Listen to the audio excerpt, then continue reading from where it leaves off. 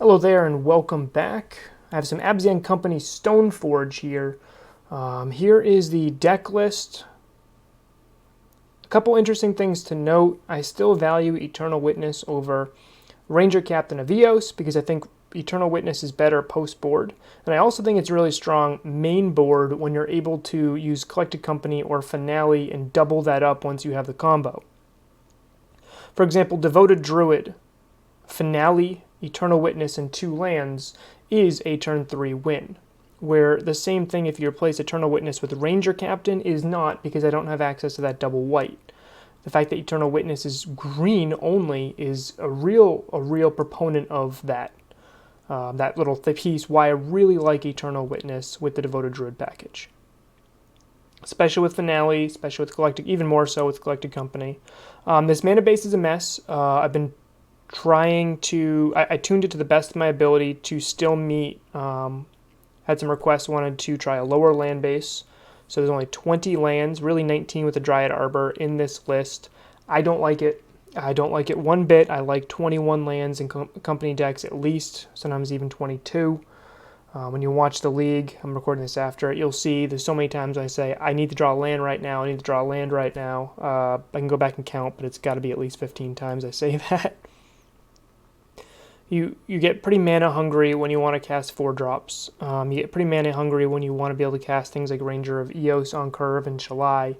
And you have less mana dorks when you're running Giver of Runes.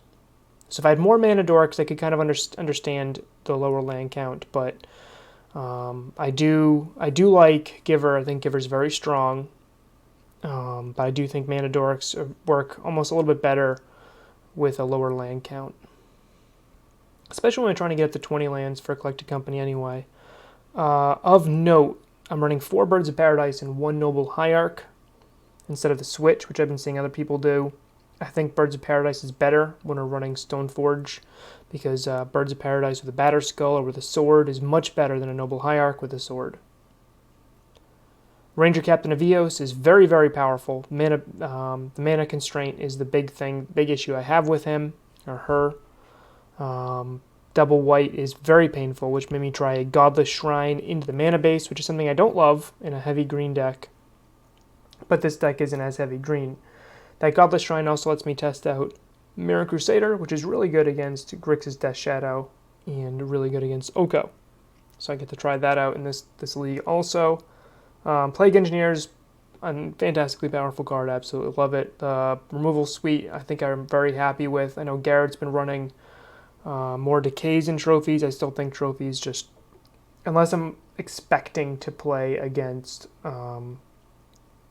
more Death Shadow, then I still think I want more trophies anyway. Caustic Caterpillar is cute with Ranger Captain. Knight of Autumn I think is probably just better in general though, especially on the Coco list. Being able to Coco into it. Tireless Tracker, obviously, for grind. Combo pulls its weight in any matchup where you get to untap with them.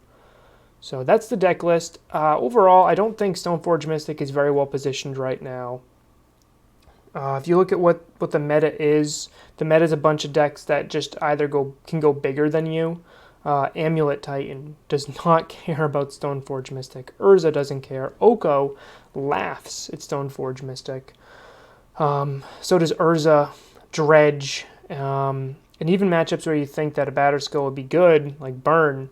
Batter Skull can be a little bit slow, a little bit clunky, and can be just a little awkward as a 5-drop. So I don't think Stoneforge Mystic is very well positioned right now. I think this deck is fine for FNMs. I don't particularly think it's going to be in a competitive spot. If I'm going to be playing Devoted Druid in a competitive spot right now, I'm either going to be going all in or Karn. The current Karn list I'm running right now is this. Nope, that's Amulet Titan. Druid, Karn, Oko is this right here. And real quick, this list is pretty streamlined at this point. You can see my Karn wish board is right here. With the power of, what is that? 11 Planeswalkers. This is really Planeswalker deck that also runs a Devoted Druid combo. I think this deck grinds better than Stoneforge. I think it's also a little bit tuned to being a little bit more resilient than Stoneforge. I know Collected Company is a heck of a card, but Karn kind of mimics that, and I have Oath of Nissa to help dig for Karn, Oath of Nissa to dig for my Viziers and Druids and whatever pieces I really need. I just think this is just a superior version of Druid right now. But this league was not this deck. This league was Abzan Company Stoneforge. It's a fun deck. I just don't think it's very well suited for this meta right now. So that's my recap on it. Hope you enjoy the league, and I'll see you in a bit.